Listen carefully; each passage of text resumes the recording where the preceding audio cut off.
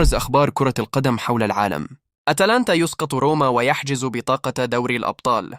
حسم أتلانتا تأهله إلى دوري أبطال أوروبا الموسم المقبل بعد فوزه الصعب على ضيفه روما بنتيجة 2-1 اليوم الاثنين في ختام الجولة 36 من الدوري الإيطالي. جنوب أفريقيا إلى مونديال الشباب 2025.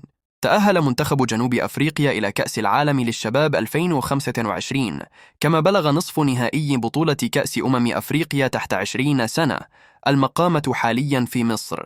الغندور حكما لموقعة الزمالك وبيراميدز. أعلن الاتحاد المصري لكرة القدم تعيين الحكم أحمد الغندور لإدارة مواجهة الزمالك وبيراميدز المقررة غدا الثلاثاء ضمن الجولة السادسة من مرحلة التتويج في الدوري المصري الممتاز.